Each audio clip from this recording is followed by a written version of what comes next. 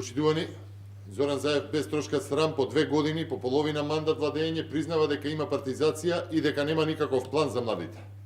Тој ниту знае, ниту може да го спречи исилувањето, а не пак, како што велеше, да ги врати според него 600.000 иселени граѓани. Не поминува конкурс во кој што не се вработува керка, син, мајка, брачен партнер, па дури и фризер на некој од актуелните функционери на СДСМ или од коалицијата. Или, кратко кажано, црн непотизам без срам. За подсетување, СДСМ и Заев велеа дека за само 100 дена од неговото владење ќе почне враќањето на младите кои што се иселиле. Заев сега нема проблем со партизацијата и распишаните 15.000 огласи за вработување во администрацијата. Па и се фали со тоа. Онаа иста администрација која ја нарекуваа партизирана, сега ја партизираат со деца и блиски на активисти на СДСМ и коалицијските партнери. Почитувани, наместо врвно квалификувани и образувани професионални млади со европски идеи, во Република Македонија најдобри кандидати за работа во државната администрација се децата на Талат Џафери, на Љубомир Данилов Фрчковски, на Мирослав Грчев, двете керки на Невзат Бејта, децата на пратеници на општински партиски мокници кои се вдомуваат во МЕПСО, Телеком, МНАФ. Зоране Заев, тие ли се најдобрите кадри за работа за распишаните 15.000 работни места? Тоа ли е менувањето на амбиентот за кој што зборувавте дека ќе го направите за да ги се задржат младите и дека би ги врателе иселените? За илустрација, керката на Невзат Бејта добила работа во МЕПСО каде што се јавила како најдобра и ќе зима плата околу 600 евра.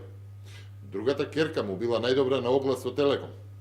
Јон Фрчковски, син на професорот Љубомир Данилов Фрчковски, е поставен за помошник директор во АД за стопанисување со станбен и деловен простор за плата од над 50.000 денари.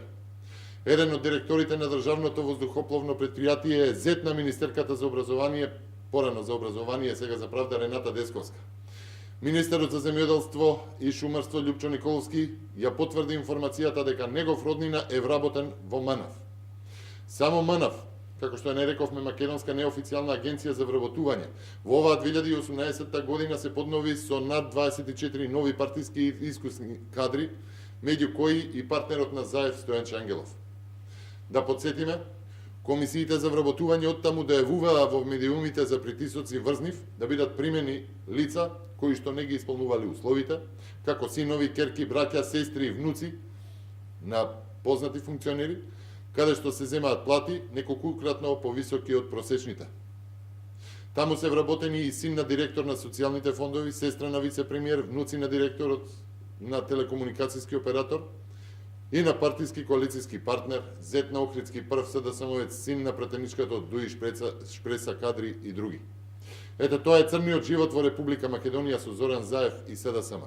Администрацијата да се полни и да се вработуваат луѓе од мрежата од црните тефтери на СДСМ со спроведување на партизација од хигиеничар до министер или како што велеа членската на СДСМ да биде замена за сите лични документи. Партизација од агенции со огромни плати за македонски услови до јавните предпријатија како комунална хигиена и македонски шуми. Почитувани, партизацијата и непотизмот се наведени и во делот од извештајот на Европската комисија каде што пишува дека владеачката СДСМ прави партизација на институциите во Република Македонија, каде што се ставаат партиски кадри кои не ги исполнуваат условите и не се подобни за вршење на таква висока функција. Ете тоа се реформите, тоа е јавната администрација замислена од СДСМ. Тоа се тие вредности кон кои води СДСМ. Наместо професионална функционална администрација во служба на граѓаните, СДСМ ја злоупотребува администрацијата само за вработување на партиски војници. Партизацијата на администрацијата е најлошата антиреформа. Тука во овој мрачен систем нема место за професионалци. Одговорност за овој мрачен период на Република Македонија мора да има. И ќе има многу скоро. Ви благодарам.